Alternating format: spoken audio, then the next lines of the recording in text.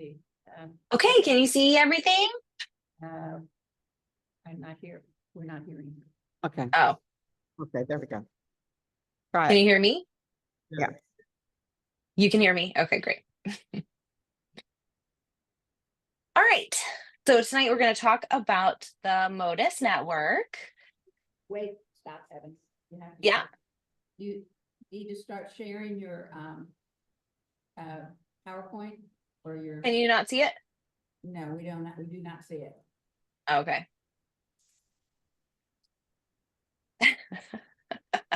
Can you see it now? Yes. Okay, great. You know, so many years into Zoom and we're still like, what? Okay, so anyway, tonight we're going to be talking about the Motus network. Wait, Evan, You need to start recording. I did. It's recording. It should be recording. And yeah, we're good. Where's the? Okay. Okay. All right, so I can go now. Okay. Again, we're going to be talking about the Motus network tonight. Gotta minimize them. Don't worry about it. Okay.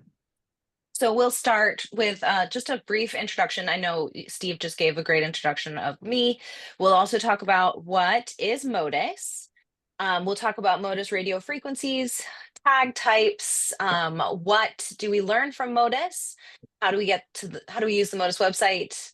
We'll go through data exploration, getting involved, and Motus elements, things to consider when getting involved. And then we'll finish up and stop for questions. So educationally, I went to Cape Fear Community College for an associate's degree and then went to UNCW for my bachelor's and master's. And I worked for the Park Service in Audubon, North Carolina, and started the Cape Fear Bird Observatory in 2020. And we've been working over the past few years migration banding. We do some painted bunting, demographics, and a lot of education and outreach. And I'll talk about that a little bit more in a second. But my Motus experience, I've helped install 4 towers here in North Carolina along the coast, as well as 4 towers in other states, for a total of 8 towers so far. And I'm helping build one in Guyana, hopefully coming up here in January. So we've been advising on that project and hopefully we'll get to install a Guyana Motus Tower in the next month or so. For the observatory, like I said, we do some migration banding. We also do education and outreach, and we study painted buntings. And if you have any questions, you can ask me about that later. But Motus, I think you guys are kind of a broad audience, so I thought we would start with the basics. Judy did say that you guys will be getting a Motus Tower, so I think some of you are probably pretty well initiated into the subject. But Motus is Latin for movement. And the Motus Wildlife Tracking System is an international research network that works with a lot of collaboration. The system relies on community researchers, educators, all kinds of different organizations. And all of those groups collaborating together make the Motus network work. It is initially a program of Birds Canada. It's run by them and wouldn't really be doing anything if it wasn't for collaboration with a wide network of other research and organizations. What is Motus? Essentially, the Wildlife Tracking Network relies on radio receiver antennas that listen for a specific range of audio frequencies. And when an animal passes by, a bat or a bird, and now even dragonflies, bees, butterflies, when one of those animals passes by a radio receiver, their tag beeps and they are detected. Those detections are collected in small computers in a sensor station or a sensor gnome, and then they're uploaded via Wi-Fi, or manually someone will go collect that data and upload it to the internet. And those all end up on the Motus website for all of us to see. Motus functions using radio frequencies. Our radio frequencies here in the US, oh, whoops, it's a mistake. We use 166 for sort of like your low tech antennas, and then we use 434 for CTT. There are many different kinds of tags that you could use, but these do not include GPS or satellite tags. So there's all different kinds of telemetry happening all over the place. But what Motus is utilizing radio frequency. So your radio tags, in addition to the ones listed here, there are many kinds. Some that go on legs, some that go on neck, some that go on the wing. But mostly when people are doing this work, they're going to be using tags that attach to like the back of a bird, either with glue or with leg loops. So there are hybrid tags. These are solar and battery powered, so they can be used in the day and night, and they have the potential to last for a long time because they're not specifically battery reliant. There are battery tags, which are very common. And the only drawback really with these is that they have a limited battery life, but they can be smaller and more cost effective. And then there are other kinds of tags that are simply solar powered, and then tags that are very, very tiny. We can go into that a little bit deeper here. So when you're thinking of what kinds of tags you might want to use for your Motus project, or if you're doing some research, you want to know what your questions are, and that will help you determine what type of tag that you might want to use. You need to know how much money to spend, and then what existing infrastructure is there to leverage your project. So if you want to do a Motus project, but there aren't any Motus towers, that might hinder your ability to answer the questions you want to answer. And with those hybrid tags, like I said just a second ago, those work all the time. And so that's really helpful if you want to get data that might occur in the nighttime, movement data. Are your species moving in the nighttime? Are they migrating overnight? Do they spend a lot of their energy moving in the dawn and dusk times of day, where a solar power alone might not work, but a battery one would? So you get both of those options. You also have lots of data coming in over lots of time. So when you think about our battery powered tags, those are limited. They can only last for a certain period of time. So you may get a migration south and a migration north, and then that's it. But with a hybrid tag or a solar power tag, you could get maybe potentially many more migration cycles from those tags. With the solar tags, again, you get that potentially long battery or that long life because there's no battery, it's just solar powered. But you also have the limitation of them only working during the day and when there's a lot of sun. And at night is when a lot of birds migrate. And that's, you have to it depends on what you're trying to answer. And then with the very small tags, those are still really new. But they have very short battery life, of course, if you can imagine. A teeny tiny little pin tag smaller than a paper clip. I think they only last about 7 days, but that's 7 days of data that you in the past would not have been able to collect. So Motus applications. A lot of people want to do a Motus tower, or they want to get involved with Motus, and they don't know what they don't have their expectations tempered. What exactly are you learning from Motus? And there are so many different applications for Motus, so it's really a fantastic way to look at wildlife. So you can investigate migration routes and stopover sites, and you can look at migratory timing, so departure and return dates. Those are really important. You can look at migratory connectivity, so are populations of animals traveling together or not? You can look at presence, absence, where are animals occurring versus where they are not occurring.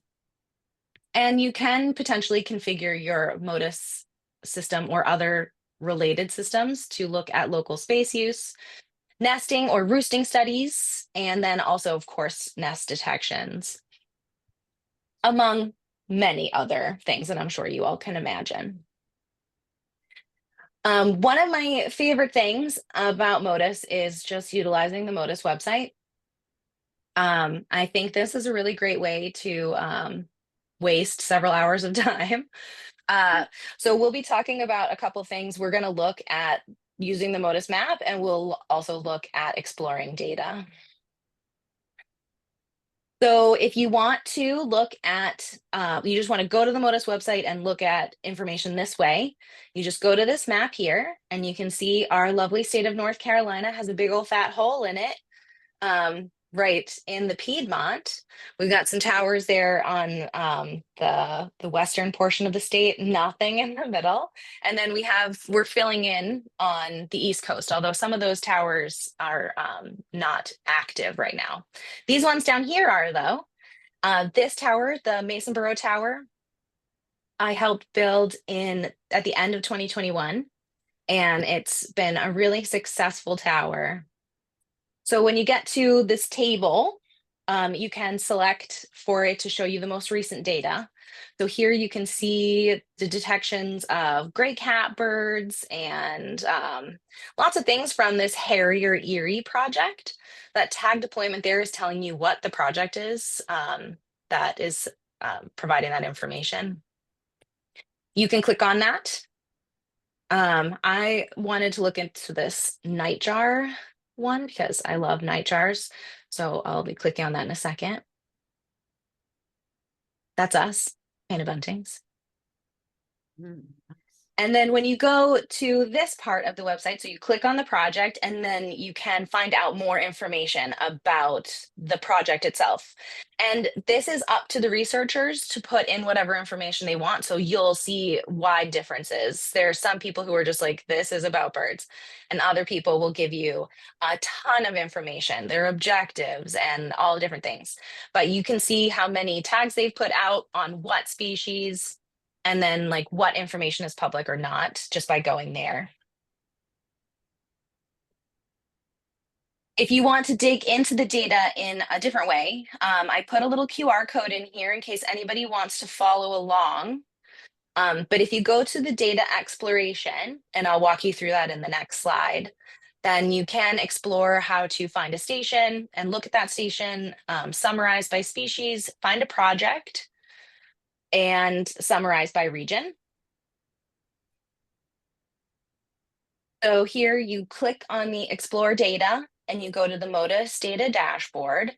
But I will warn you, it's still in a beta phase. So sometimes elements of it just don't work. Or they take just so long that you just have to get out of it.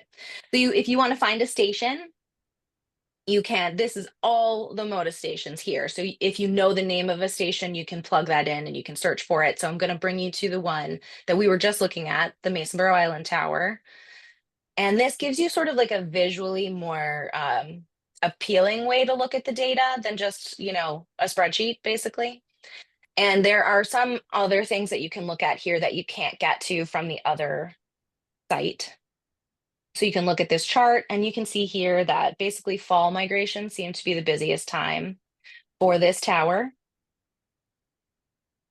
You can see the bar graph there. Then you can also look at a table. This table is going to tell you, of course, like this station, but it's also going to tell you where that bird is or animal is traveling from. And the stations you might have noticed are just named whatever. It's very hard to get an idea of where a tower might be or who's running it by the name of the station. This is my favorite element though. So you can look at the bottom of this map, you see the graph is giving you over time. I'll give you a little slower. But over time, you see where all those detections came from and went to. And it really shows you how connected that one tower is into like the network and into understanding species migrations. We can go back and look at some of those other elements we were talking about. Summarized by species was not working earlier today, but you can find a project. And I will, you can see there's just a ton of different projects that you can look at. You can compare as well. So if you select compare, you can look at several. But here's ours. This is what we've been working on this summer. We have just a few Motus tags out. We've tagged 20 birds, but most of them we're just over the summer looking at space use. And then we have some others doing for migration that we're looking at. So most of these birds left like in late October and they only pinged off of a few towers going south, but it was still really nice. I backed up here a few times. There's so many different projects. And then summarized by region is really cool too. The regions are mostly based off of countries, but there is a region for the National Estuarine Research Reserve System, and they just built that in there. You can see, even though Motus is still new in a lot of other places outside of the US and Canada, it's really coming along and there are more every day.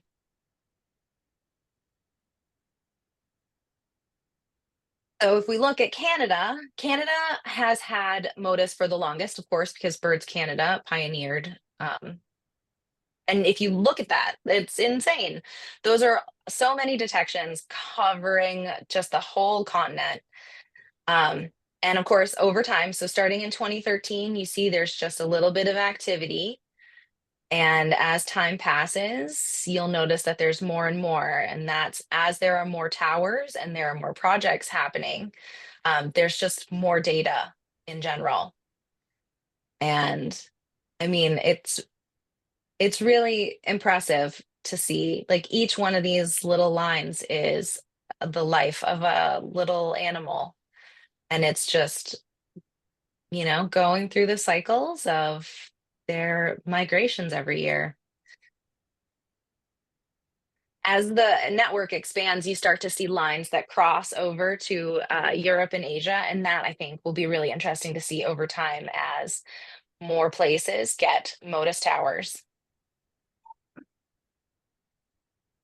So we wanted to talk about getting involved, and I think it sounds like you guys are getting ready to get involved with the tower. But being involved is important, especially I think Audubon chapters are like uniquely equipped for involvement in getting Motus Towers started. A lot of stakeholders are Audubon members. So I think funding is something that Audubon chapters can help with a lot. And then, of course, lending your hands to Motus installations. Somebody who's really good with a wrench or a drill, I think it probably would be really helpful. And then lastly, Motus elements. So Motus is really a choose your own adventure type of technology. You can put a Motus tower almost anywhere. We have Motus towers here out on the beach, Motus towers attached to buildings. And really, these all look pretty similar. Most of the towers that I've built have been really similar. Mounted differently, of course, but similar structures. But you can do so many different things with towers. You could do just a couple of antennas, just one antenna, several antennas. You can, if you've got the budget, go crazy. You could put them anywhere you can get a solar panel and a battery to. Anywhere you can lug your antennas to, you can put a Motus tower up at. And then, you need to decide whether you want to use a sensor station or a sensor gnome. Is somebody able to go out and collect that data and upload it to the Motus website? Or would you prefer that it just get uploaded to the cloud? And if that's the case, then you have to pay for some data potentially. But there are so many different ways to make Motus happen. And it's really, really great seeing folks getting involved and wanting to establish more towers. So that's everything. And thank you for your time and attention. And I feel confident that you all will have some questions.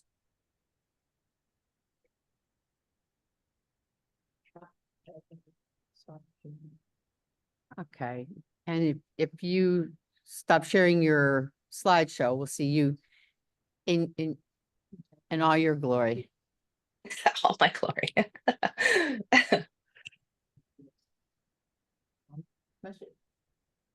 What's the range of detection of the tower? The range of detections. Okay, so the question was, what's the range of detections for the tower? Really, with ideal conditions, you're looking at 20 kilometers, 10 or 12 miles. It depends a lot on a lot of factors, but ideal conditions, tall tower, bird flying over, potentially 20 kilometers. What ongoing costs are there for maintaining a tower once you have it established? Well, once you have your tower established, it depends a little bit. I mean, the answer to every question is going to be, it depends. But so the towers, generally, I've used a lot of sensor stations and had them connected to Wi-Fi or like had a data package. And depending on how much data you need, how many detections you have or whatever, it's like $20 a month.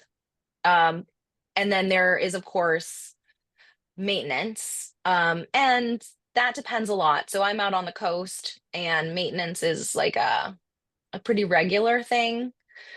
So it's hard to say specifically like what your costs would be going forward, but certainly not free.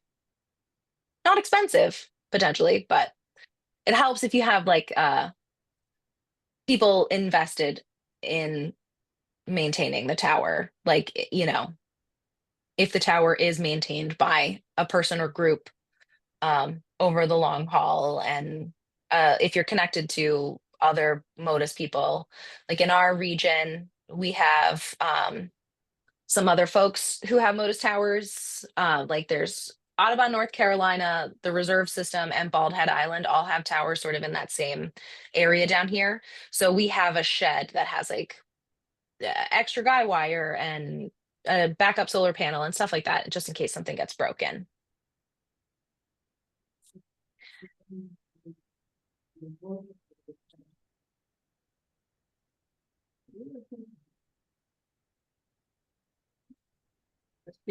We are purchasing. You go, Judy. So Judy. it's going to be attached to, if you're familiar with UNC Charlotte, it'll be attached to Mackinac, which is right by the greenhouse and the gardens over there. And I'm not quite sure the ongoing costs, whether the university is actually going to pick that up or not. But they're going to be doing the installation. So it's those folks will be using their internet connections and so forth and so on. So we don't have to worry about uploading. So we may be paying them some money. I don't know. That piece I haven't heard Sarah talking about it, at least mentioning.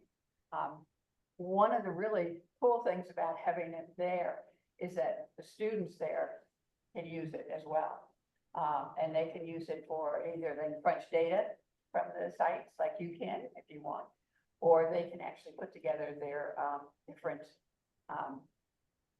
studies, particularly our master's and doctoral students will be able to do some stuff with that.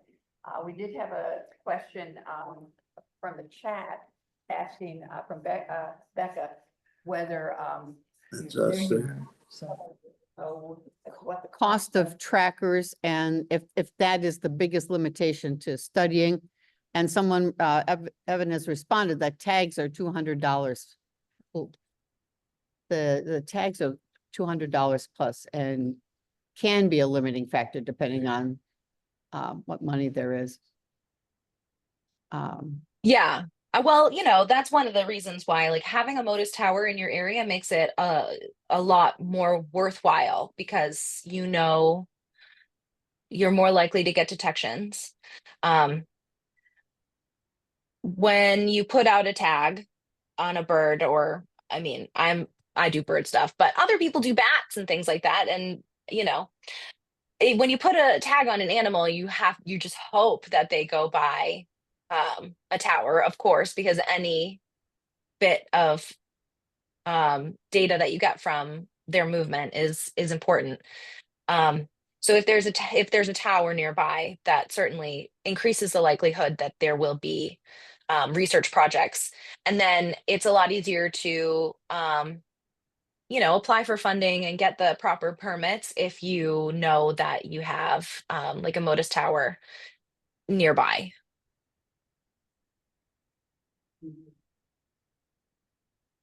Speak up. How do you identify a particular individual animal or species with the Motus Tower? Is its frequency encoded? How do you know what you're doing? So how does the tag work for painted buntings? Or it's a bat that went by, it's a butterfly that went by, it's a painted bunting that went by. How do you know? Okay. So the tags are coded, which means that the beep, this is going to sound complicated, but the beep is unique. So you also put that information. So when you get your tags, like you buy your tags and they register them with the Motus network for you. And then when you deploy your tags, you say, I deployed tag number 5, just imagining a number, on an adult male painted bunting on this date at this location. And then you enter that into the Motus website for your project. And so the beep itself in the tag says like, I'm tag number 5. And then you have registered tag number 5 to adult painted bunting. And so that information gets put in that way. Does that answer your question?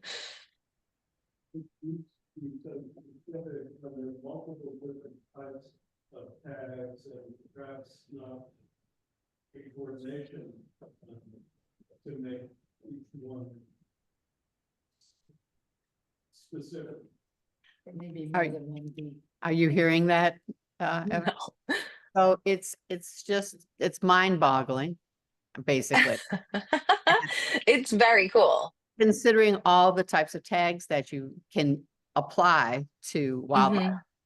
Mhm. How can you be that specific and have it pick up? It's just kind of like it sounds like a miracle. Well, I mean, think about it. You use radio every day. When you get into your car and you tune it to what station is the Ride? 95.5? Is that what it is out there? Do you remember? Well, I don't remember. I used to live in Charlotte for a brief period of time. But like, you get in your car, you turn to the radio, and if you go a little over or you go a little under, it's not that radio station, it's something else. So within like the spectrum of these tags, there's also just like a lot of possibilities for making the tags. I mean, math. But there are a lot of options for making the tags like coded as individuals. But they are all beeping on the same frequency. if that makes any sense.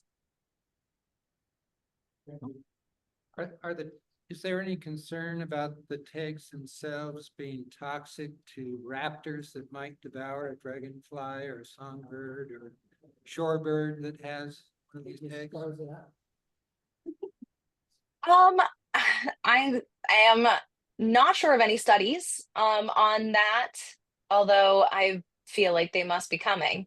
I know they've found tags like in pellets and stuff in the past, but I don't know how many tags like a hawk would have to eat for them to become toxic.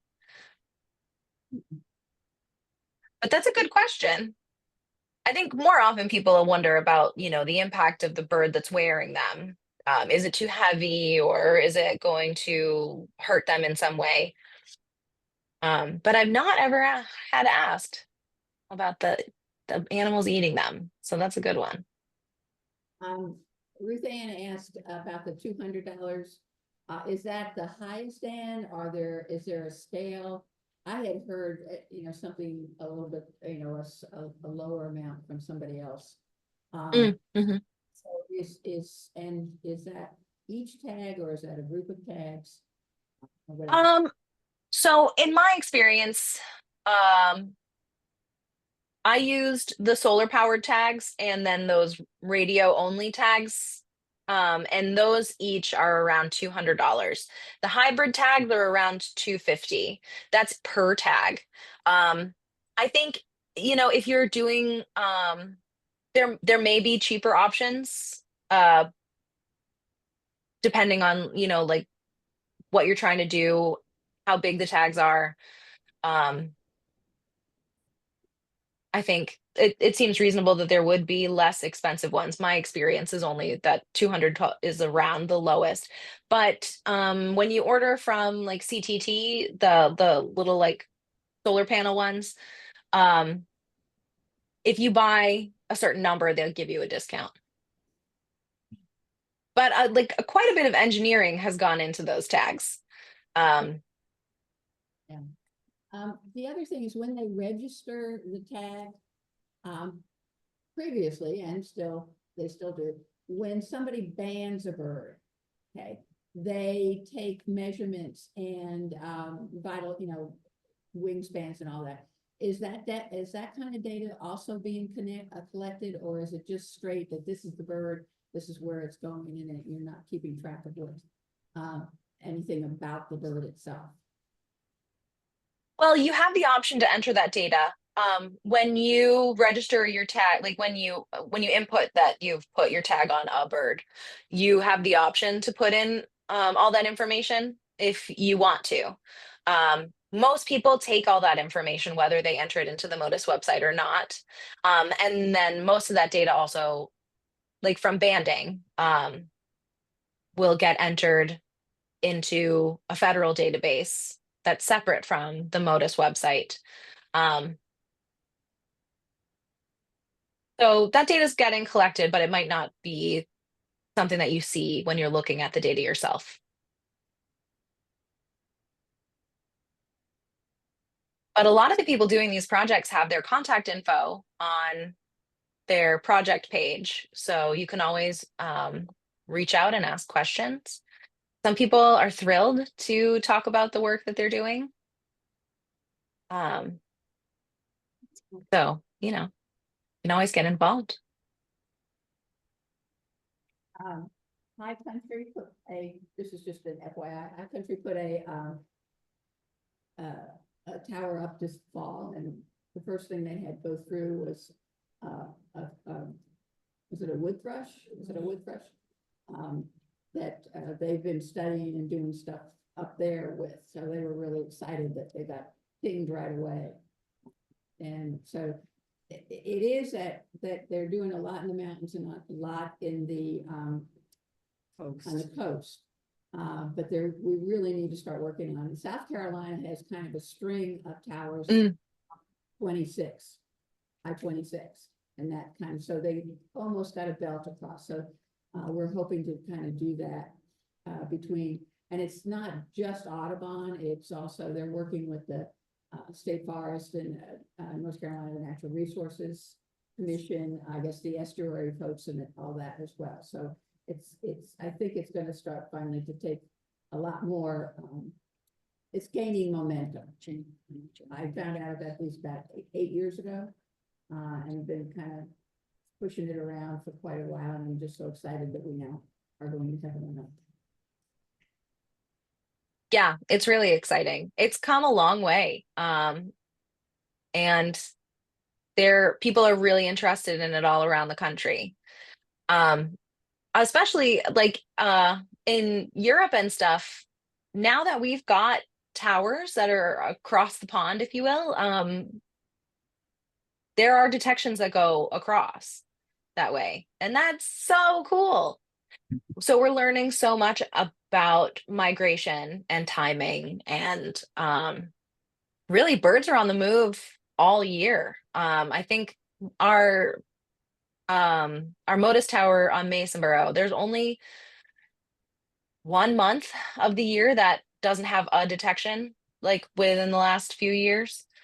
Shorebirds are always like starting early and coming back early, and while they're doing their thing, then like the long distance migrants are going, and then when they're finishing up, you have your short distance migrants, and then like everybody's starting again.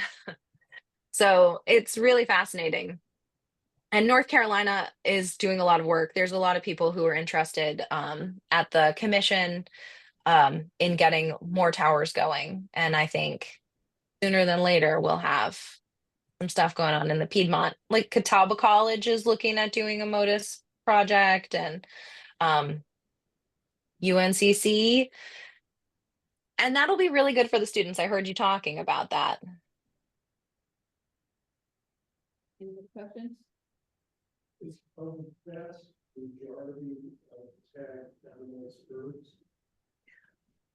So the vast majority of tagged animals are those birds, the majority, would you say? Yeah, definitely. Okay. Only in the past couple of years have they made tags that are small enough to go on insects. And even some birds, it was hard to do Motus tags like for a while. You could do like some smaller scale telemetry, like handheld telemetry, with shorter lived tags, but the technology has really come a long way in making tags that are small enough for some of our smaller species.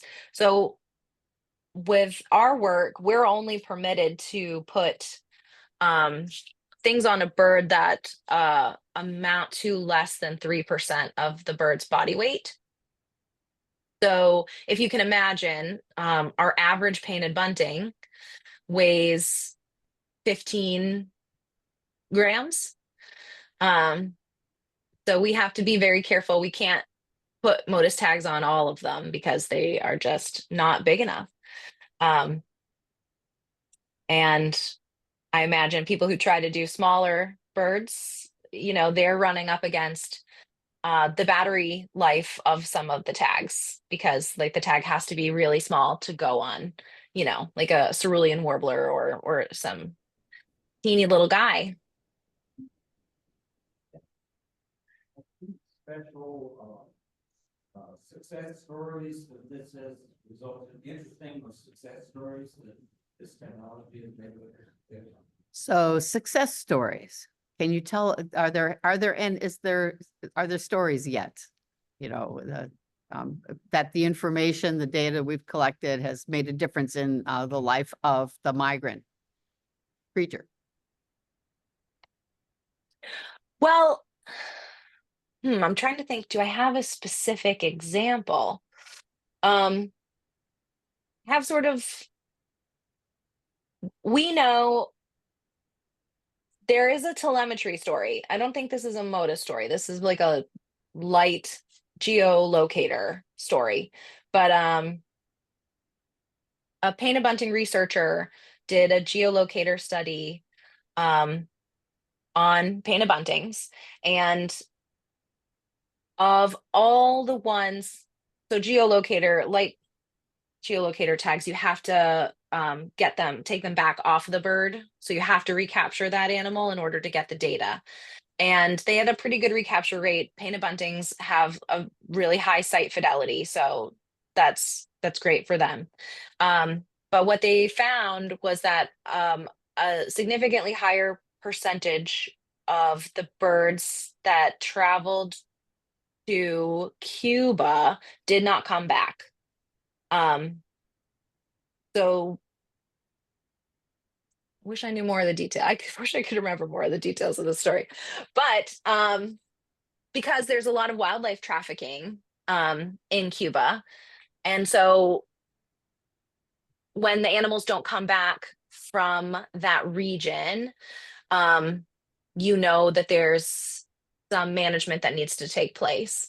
And while Cuba might not be a place that we can make an impact on management, there are other places where similar stories are undoubtedly true, especially with like deforestation in, say, the Amazon or anywhere, even in the United States, knowing that those are important areas to animals helps to make sure that those habitats are protected.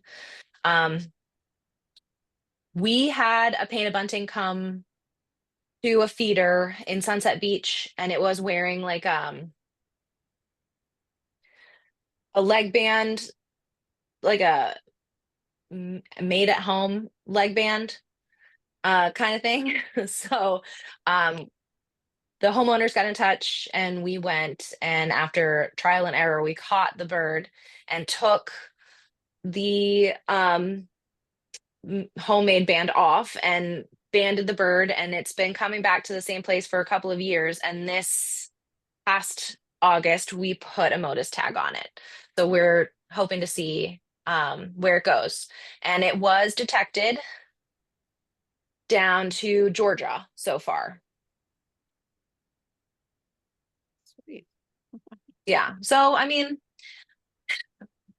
I feel that there are a lot of stories that are just not coming to my mind in this exact moment, but there are certainly a lot of potential stories about at least animals and habitat being protected because of a better understanding of space use.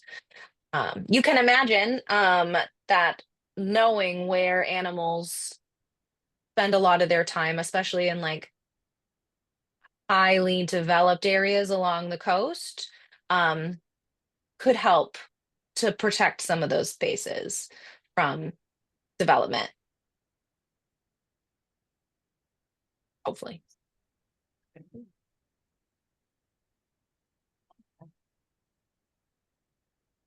Wow. Anything else? Think we're running. We got a out. couple of questions in the chat. Can a tower get overloaded during heavy migration time? Oh. I wish that we were deploying that many tags. But generally, you know, you get like on a great day, you know, like a few birds will pass by, and oftentimes they're just passing by. So we'll have some detections like in our little area along the coast where all four of our local towers will get pinged by one bird heading along down the way in one day. So they're, you know, it's not like they're hanging out right next to the tower doing circles or anything like that. So it's just like a beep, beep, beep, and there they go. And then Ruth Ann asks, with that cost, it seems like you have to choose the birds you tag very carefully and deliberately. Any guidance about priorities? Well, you have to, I mean, this works with funding. So when you say, I see a need here for to look into this particular species of animal, and I want to know more about how they move because there's a lack of information about where they go in this time of year or when they go, or you know, something that you need to know more about so that you can conserve or protect. a specific species. And then hopefully you get funded to do that work and they give you a budget that you've asked for to fund a certain number of tags. You want to use a certain number, you know, something that's going to give you some good results if some of your tags don't get detected. But you're also, you know, limited by funds, of course. So I think guidance and priorities would just be, you know, knowing that you have towers nearby to detect your birds is a helpful first priority. The thing is, the people who put the towers up may not necessarily be doing the projects. More often than not, that's the case. The towers going up are helping.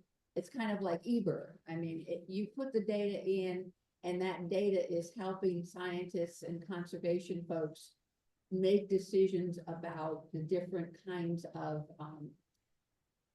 management, what's happening with birds and so forth and so on. So if you you can put up a tower and never do a project, never have to buy a tag. But you will be helping those folks who are putting up the tag, doing the tags and doing that research.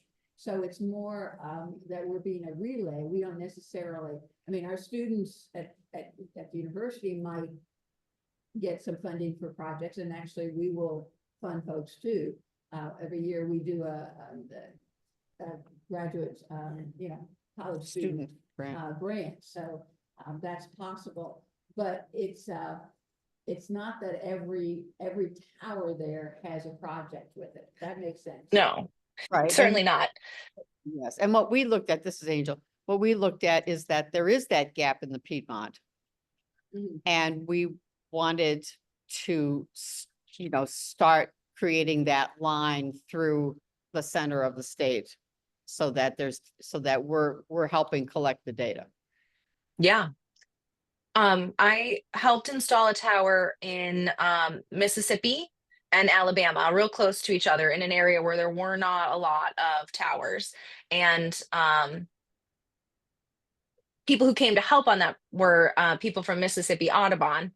And they were really excited about this because they wanted to also put up their own 2 towers and deploy some tags on lease turns. And they did that this summer. And that was the first detection of the tower that I helped install. And they wouldn't necessarily have been able to do that project, or they would have delayed potentially if there weren't, you know, like a certain number of towers there to help with that project.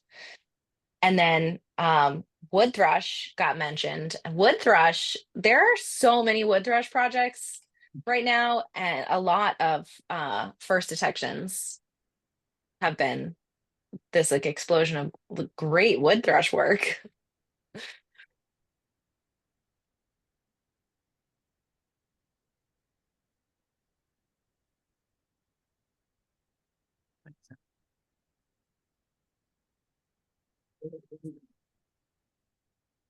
Well, I guess that's it then. Go ahead. Question I have. Oh, you have, oh, Steve. I need your mailing address. Could you send that to me? Oh, yeah. Yes, of course. I'll email you. Thank you. All right. All right. Say thank Thank you. Thank you for having me, everybody. And Steve or Judy can give you my email if you have any questions. Oh, that's great. Go ahead and stop recording. Mm-hmm.